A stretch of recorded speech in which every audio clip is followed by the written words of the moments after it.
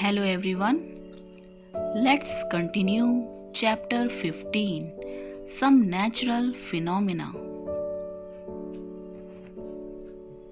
So today we are going to start a new topic, that is electric spark. Have you ever seen a spark from the electrical sockets and switches when they are plugged in or plugged out? Or when you change your woolen clothes in winters? This happens due to a phenomena called electric discharge. So, electric discharge or electric spark is caused when two objects are rubbed and the charges are developed. When two objects are rubbed, one of the objects become positively charged and other object negatively charged.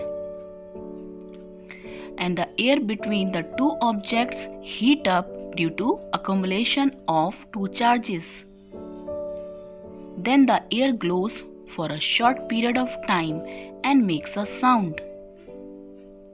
This glowing of air with sound is what we called an electric spark. It lasts for a few seconds. After that, the two charges cancel out each other and become neutral.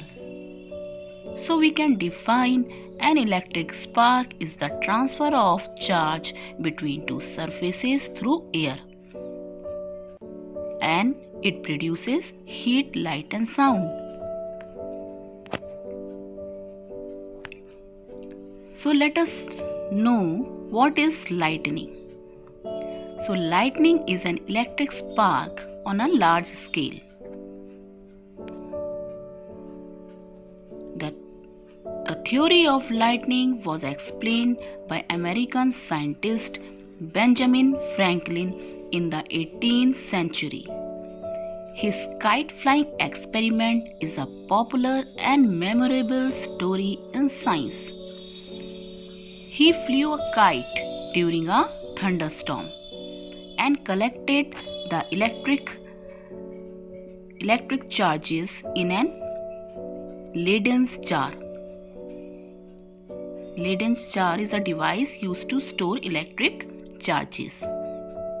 So every time the kite was struck by lightning during this thunderstorm, this enabled him to suggest that lightning is an electrical phenomena. Lightning is a powerful discharge of electric charges developed in the clouds. So how does this lightning happen?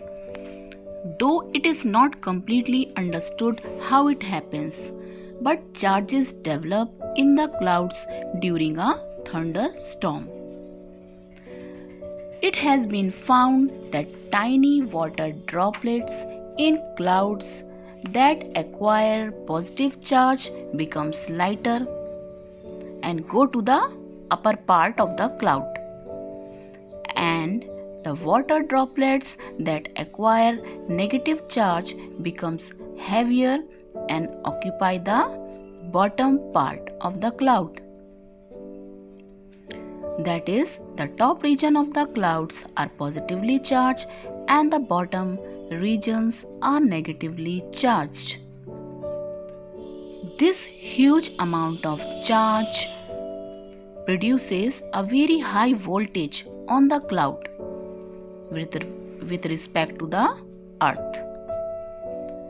This large voltage produces a discharge of the charges through the atmosphere of the earth. This causes a large current flow through the atmosphere for a very short time. Huge amounts of light and heat are produced during this discharge of current through the air. This is what we see as lightning in the sky. Lightning is also accompanied by a loud sound called thunder that we hear after some time of lightning. This is because light travels faster than the sound, so it reaches us earlier. Lightning is mainly of three types. The first type is the lightning that takes place within the same cloud. The second type is the lightning that takes place between two clouds.